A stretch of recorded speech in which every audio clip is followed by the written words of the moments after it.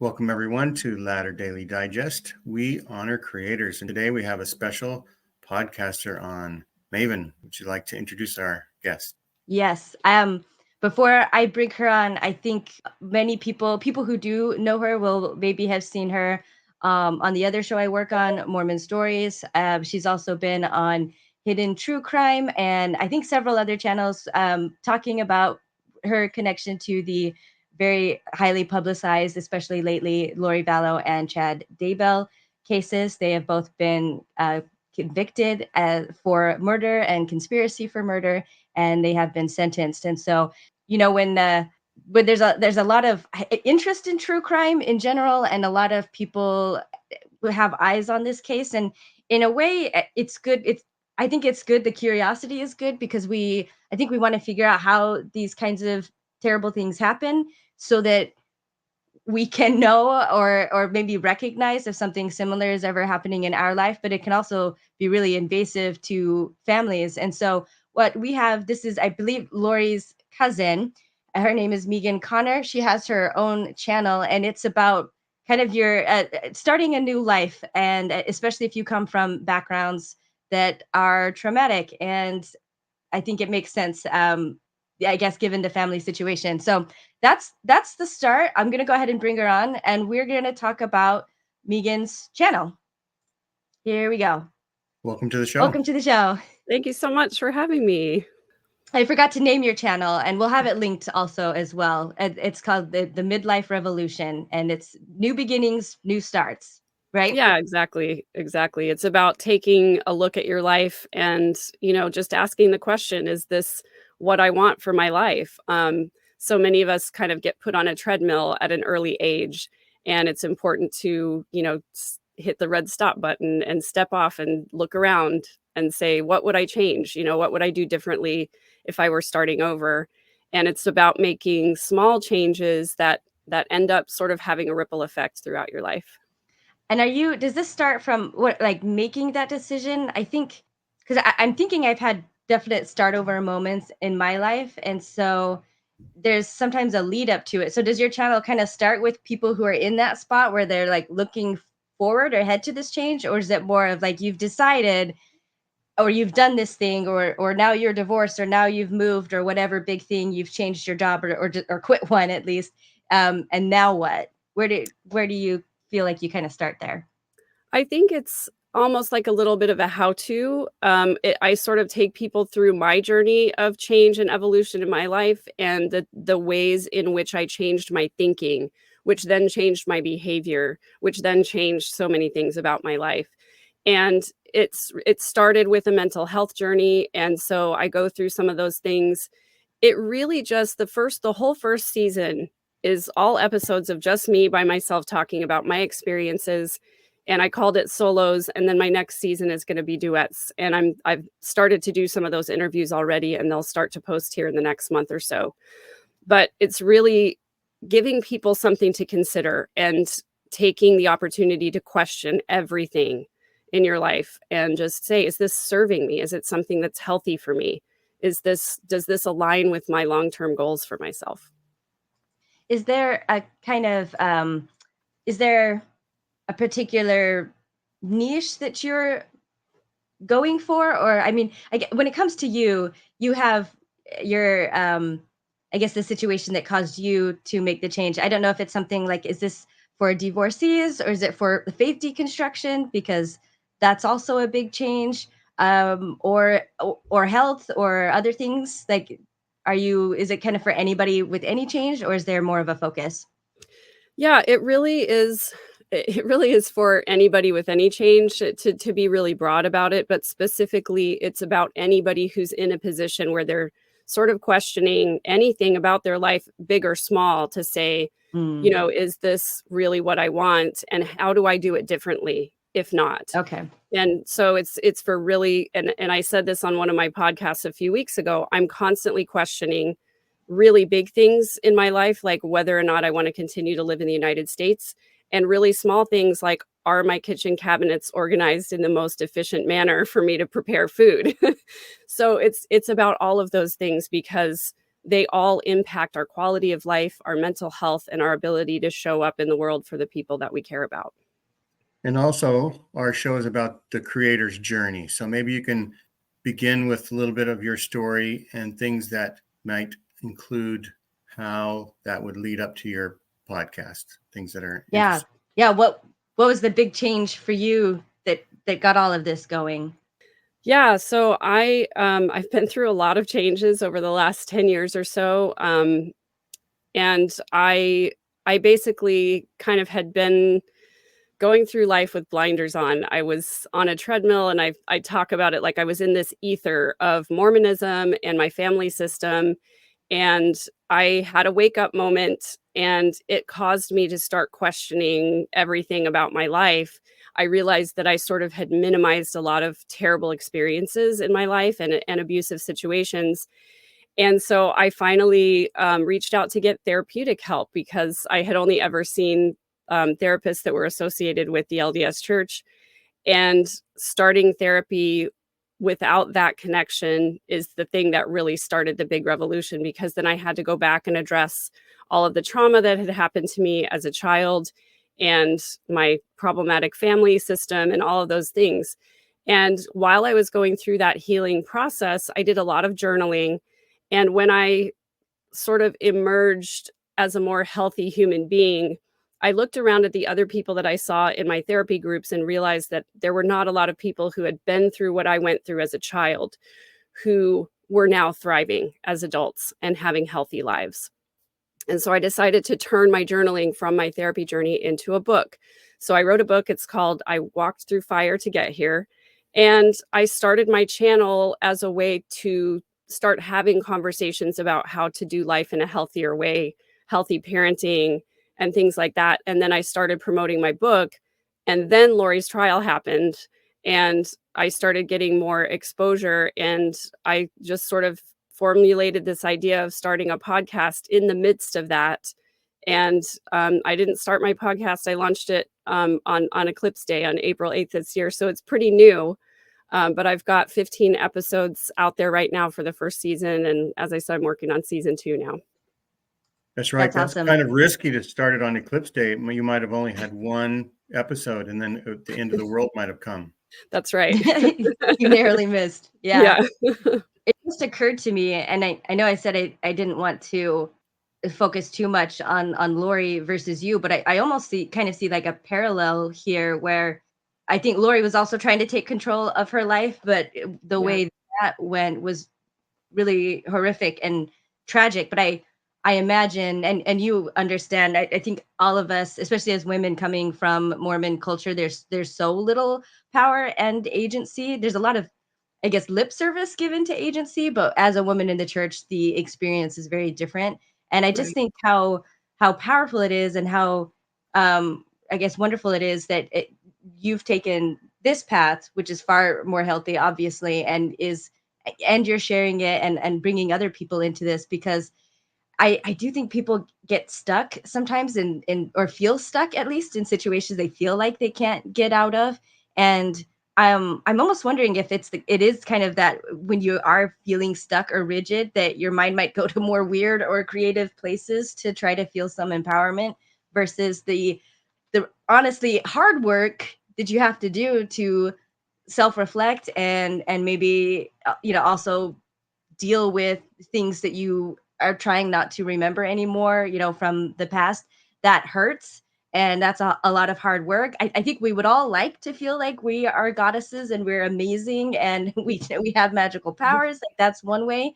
But honestly, it's fantasy. It's ultimately fantasy. And I think what you're doing is really not just getting yourself unstuck, but in a way that's grounded in reality and real change. And you're spreading that out to other people. So I just think that's really great.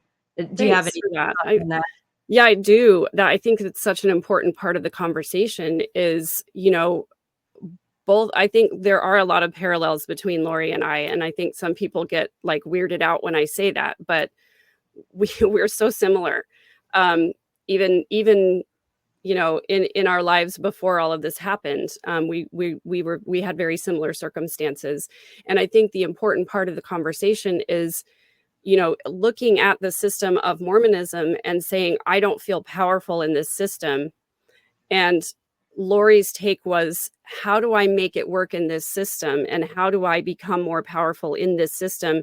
And my take was, maybe I'm not the problem. Maybe it's the system that's unhealthy. And maybe I can leave that system and still have a happy life. And it does require, as you were saying, Maven, that we examine the possibility that we could have been wrong about, Mormonism or whatever it is, whether it's, the career we chose, or whether it's the family system we're in, or whether we're in a relationship that's not healthy. Rather than changing ourselves to fit something that's unhealthy, maybe we examine the whole system, and maybe we see, that there's a different way or a different place we could belong to, or something else.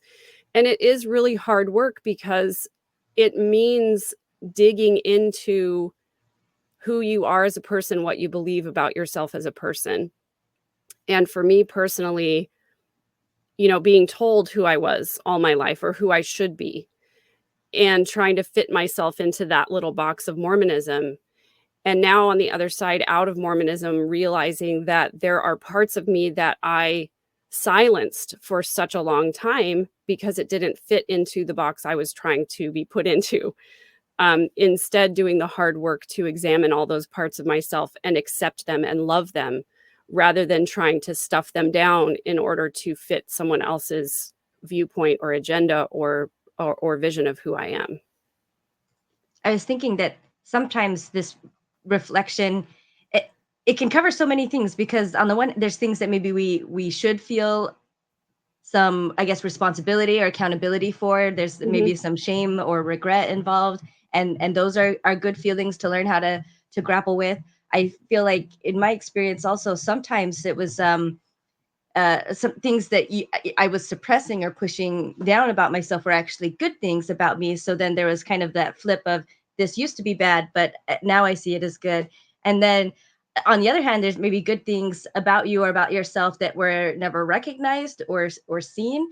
And that's also been a part of my journey, and I would think would be an important part. And maybe it gets kind of neglected a little bit in this kind of stuff, because I think we do tend to focus on the cognitive dissonance and the responsibility, accountability part, because I think we're more motivated by pain in our life than the good times. So I guess it makes sense to, and we need to do it. It's important, crucial work, and people who aren't able to do this are really fundamentally damaged in ways that if they cannot be able to really look at themselves and look at mistakes, they often are not ever able to really heal. But on the other hand, it just occurred to me that there's also a lot in learning to appreciate yourself, like you said, like not just love who you are, as in like, I'm loving this imperfect thing about me, I'm loving this thing that I used to hate about myself, or this thing that still maybe bothers me, but I'm accepting it. But also learning to love and recognize the good things about you and the good things you have to offer the world. So that might be a piece missing if this part is really difficult for people, or if it just feels like it's all about the bad and every mistake I've ever made and just how stupid or regretful I feel now in this moment. Maybe that could be part of the grace, I guess. I don't know. Do you have thoughts on that? Yeah, for sure. I think it's very easy for all of us to get stuck somewhere in the grief cycle, because all of these things bring up grief. I think it's the emotion that I feel more than anything else in my life is grief over loss, or grief over shame, or grief over mistakes, or things like that. And I think a lot of people just get stuck in that cycle, and they're not, if you don't process, the shame part of it and all of that goes along with it, it's really easy to stay stuck in that for a long time. And I've seen and observed a lot of people exiting Mormonism or other unhealthy systems, and they are so focused on what they lost by belonging to that system that they stay stuck there, just revisiting those losses rather than processing it and moving forward. We sort of have that sunk cost fallacy that like I spent so much time in that system that I need to figure out how to get those years back or how to get that time back or how to rewrite the past or whatever. And we can't do it. The only way that we really get to move past it is the radical acceptance that, yes, I lost that time and it's gone and there's nothing I can do to get it back. And here's how I move forward. I have to process the grief of it and then move on. The not processing every emotion about it is what keeps us stuck, I think. Makes sense.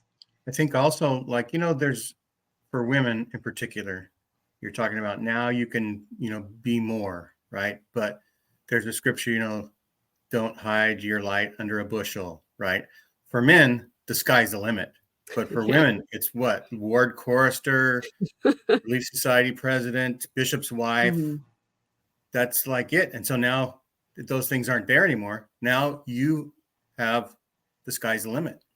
Yeah. And I think it's always so interesting to me to contemplate that even the highest ranking woman in the LDS church, which would arguably be, I guess, the General Relief Society president, is outranked by her 8-year-old grandson or her 12-year-old grandson who just became a deacon, and right. Not that we were always told, well, don't aspire to positions in the church or whatever. But for me, it was more, I didn't aspire to have a leadership position.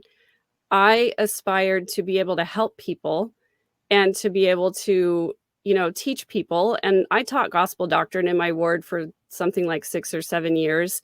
And that was pretty much the most influence I could have over people in my ward for good, just to be a positive influence. And, to be able to share my story of how I came out of the system that I came out of, or systems, I should say. I wouldn't be able to really do that effectively, to share that message with people in a, faithful way, because, gospel doctrine teacher has a platform that is very, you stick to this little manual or whatever. And I think when we get programmed that we're secondary as women in the church, we do sort of come out of that. And some of us realize, oh, now the sky is the limit. Now I really can have more influence for good in the world. And I don't have to check with somebody else in order to do it. Yeah. Yeah.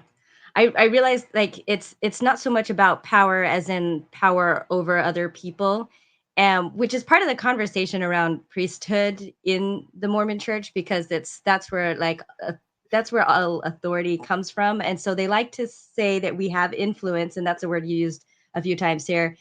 We have influence, but generally still no actual voice. We don't have a seat at the table when it comes to policy, when it comes to what happens in the church and for members.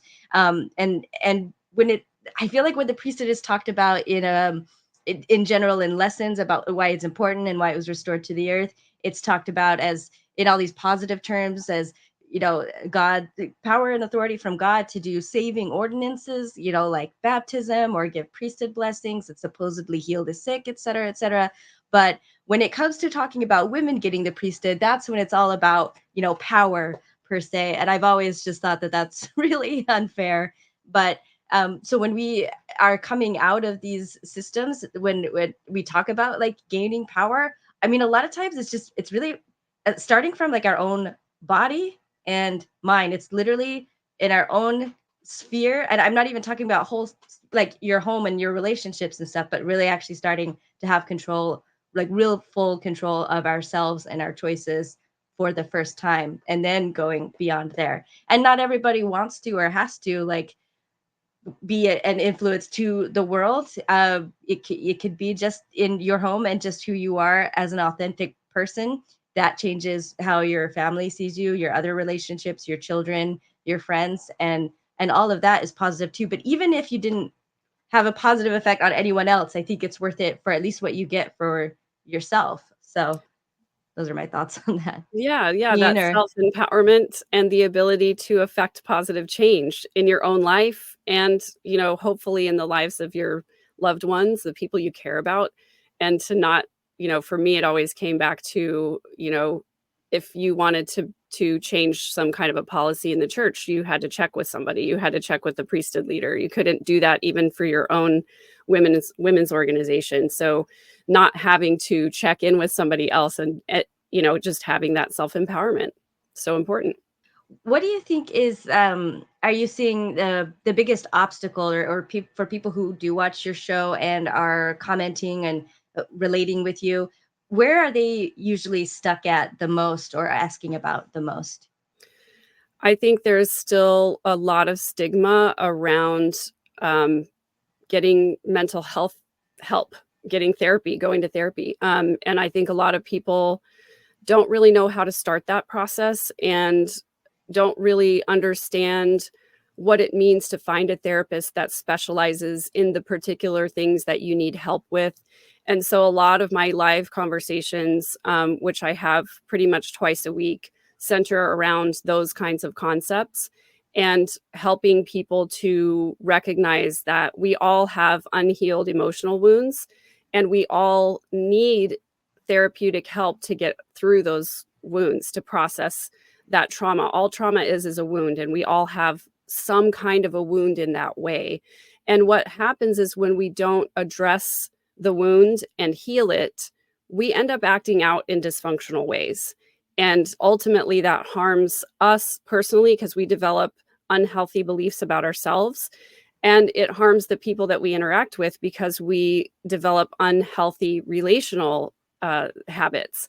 And so a lot of our conversations on my channel have to do with that. I have a free how to hire a therapist guide on my website. And as part of my coaching, I offer to take somebody from start to finish in finding a therapist that works for them, because I think that's difficult for a lot of people. That's really good.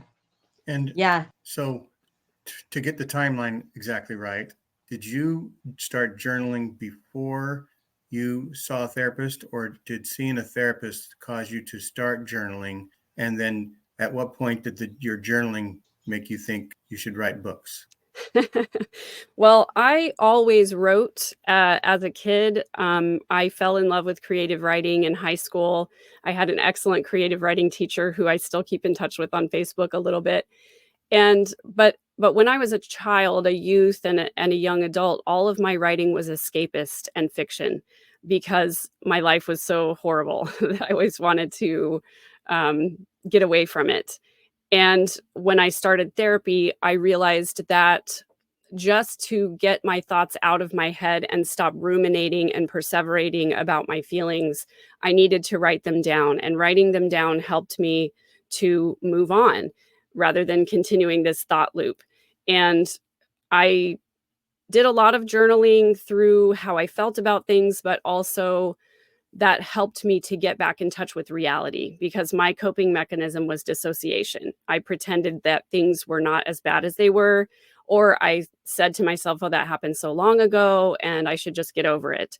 So the journaling sort of evolved through my therapeutic journey.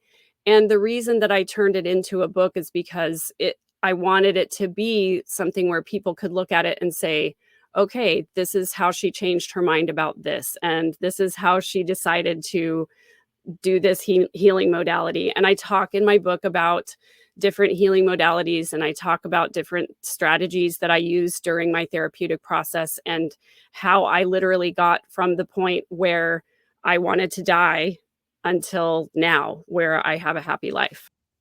That's really powerful. I want to send, so we're gonna definitely send people to your channel.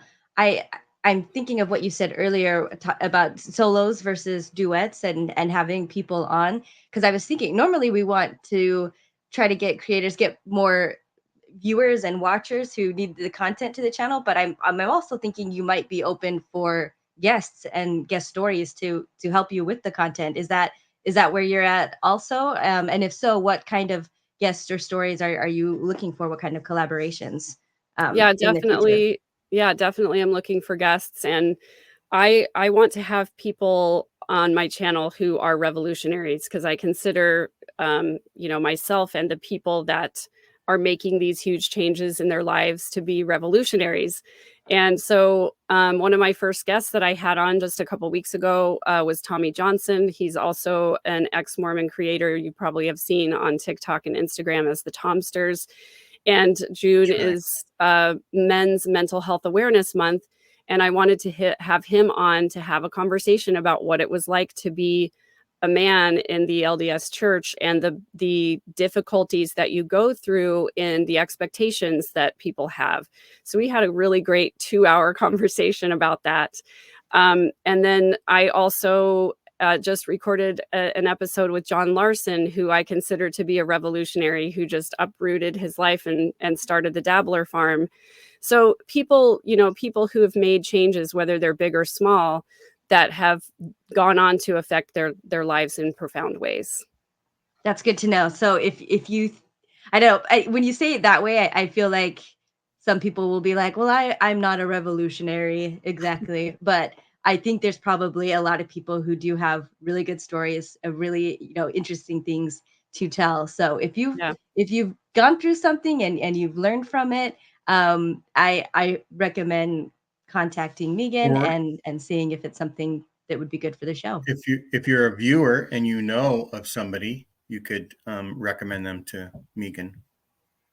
Perfect. Yeah, I always love to have conversations with people about the changes that they're making in their lives. And even if they're small and they seem inconsequential, these little changes really do have a ripple effect. And people, I think the audience in general needs to see more examples of people questioning things and changing things in their lives and sort of getting rid of dogma and expectations that were ingrained in us from a young age. So.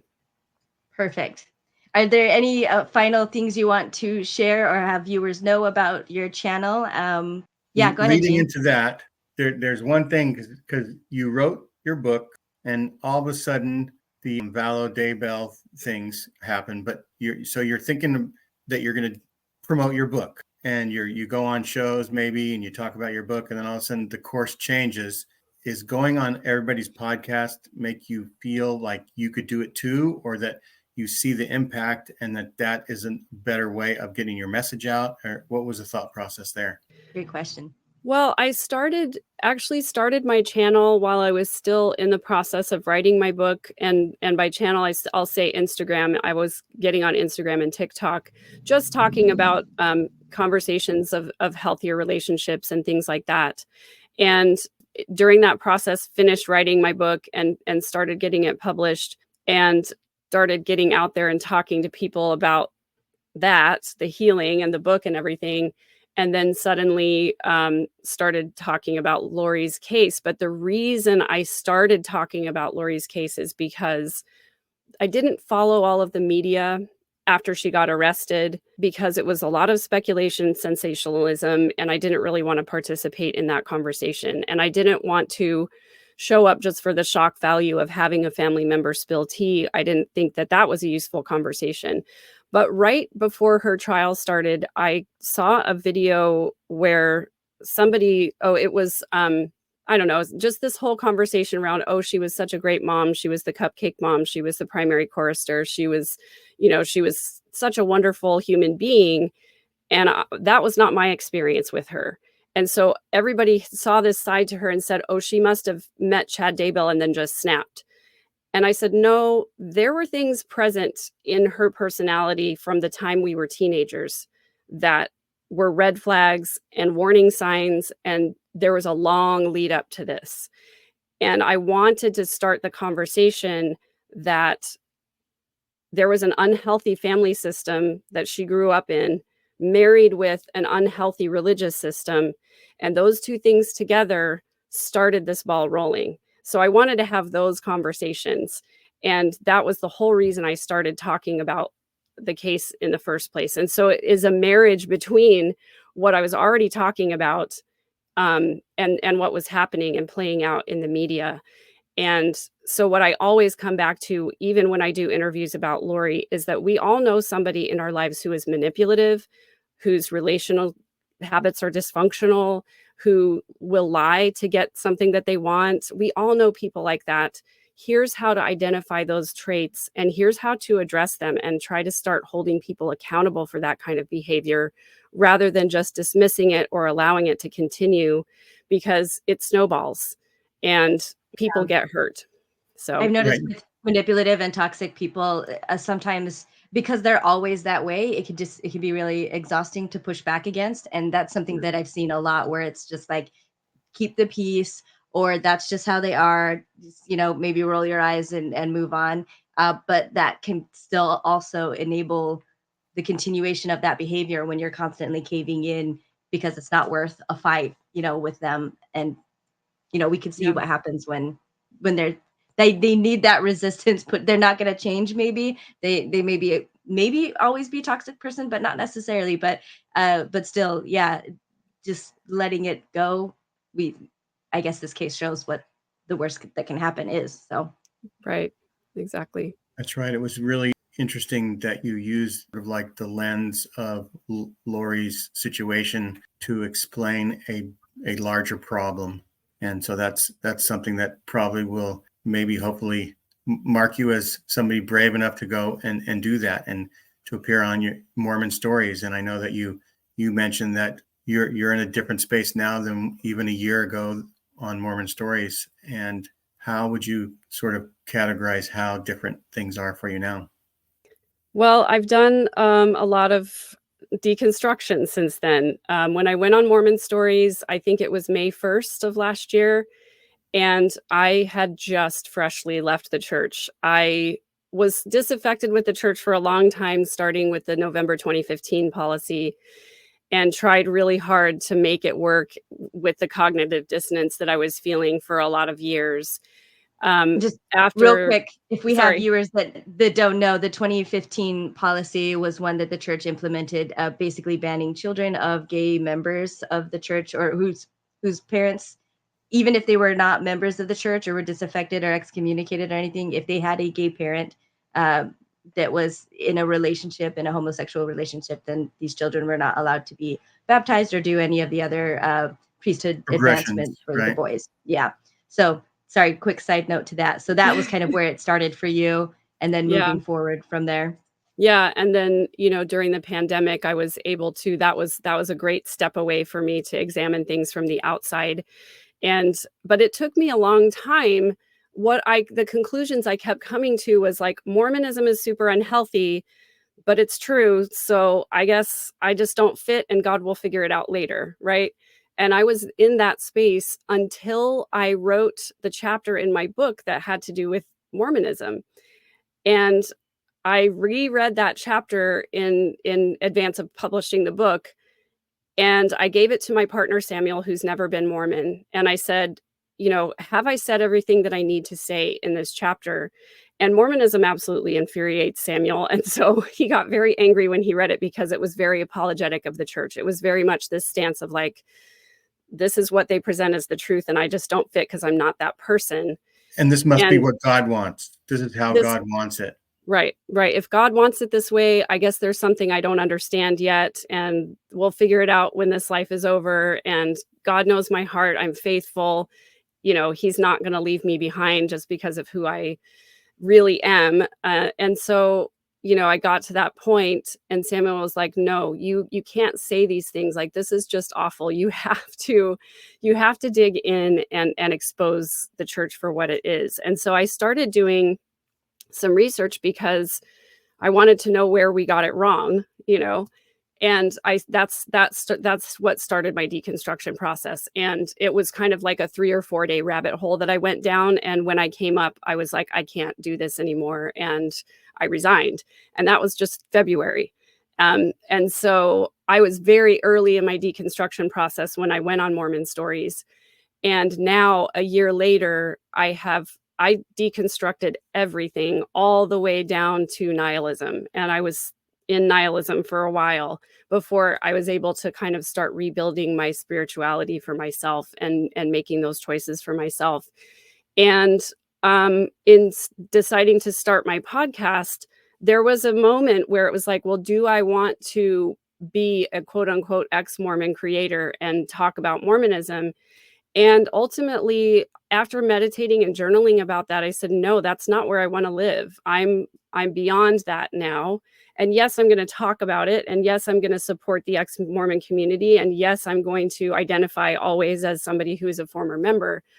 But I don't want to spend the rest of my life talking about what an unhealthy system that is and examining it and saying, oh, look, the crazies are doing crazy things again. Who's surprised by that? You know, what I wanted to do was start a conversation about an avenue forward for people to heal. And I think the healing process is a lifelong process. And I think that's a much more important conversation to have, is like, how do we move forward?